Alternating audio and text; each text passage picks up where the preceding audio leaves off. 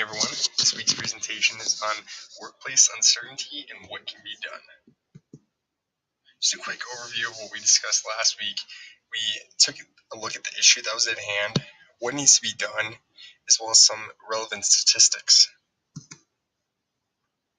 So what's the issue? Leaders aren't separating work from play. This is an issue leading into my third point here because it leads to development of cliques. Also, falls hand in hand with the rest of the issues, playing favorites. Here's a statistic that I think is very relevant to the workforce. As you can see in the top left, it says engaged employees perform 20% better than their disengaged counterparts. Another one to the right says companies with engaged employees outperform up to 202%. That's pretty significant if you ask me.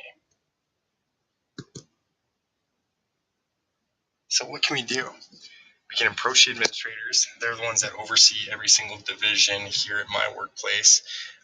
They're pretty much everyone's boss.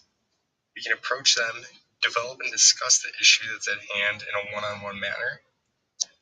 And then in terms of the other issue, develop more strategic ways to distribute leads to benefit every recruiter. Here currently we're not receiving enough leads because of the favorites that is going on.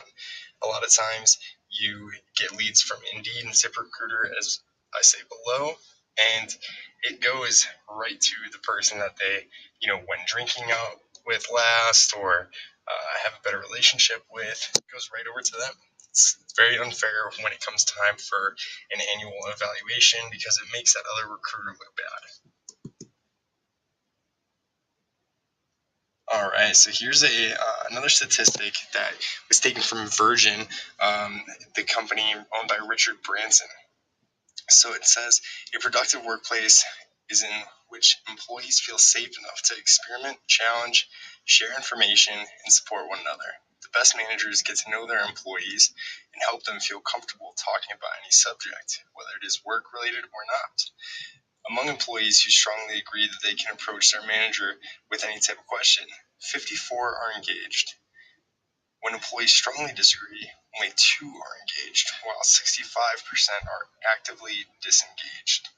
65% is a very large margin to be actively disengaged, and it goes hand in hand to that statistic that we covered in this slide right here. If all these employees were engaged, potentially they'd be performing up to 202% better.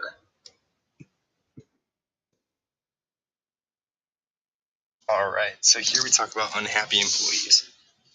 So 7 out of 10 workers aren't working to their full potential. 70% of workers are disengaged at work. On average, keep in mind this was taken by a poll in 2016. Disengaged workers cost the U.S. $450 to $550 billion each year in productivity. That's incredible. 80% of people who are dissatisfied with their direct manager are disengaged. 46% of new hires fail within 18 months. 46%. Now, could you imagine going and having to hire a new employee almost every year and a half? And train them up. It would be ridiculous. 89% of these failures are due to poor culture fit. Now, a poor culture fit could go hand in hand with playing favorites, developing cliques, as well as poor leadership. The cost. So it's all about money, as we've been saying here in these past slides and showing. The cost for correction in leadership and any other issue there's not really a cost to that. You can't really do anything except, make sure that boundaries are put in place or new leadership styles are mentioned, or even, if you needed to move someone around to a different division, maybe bump someone up that was performing better.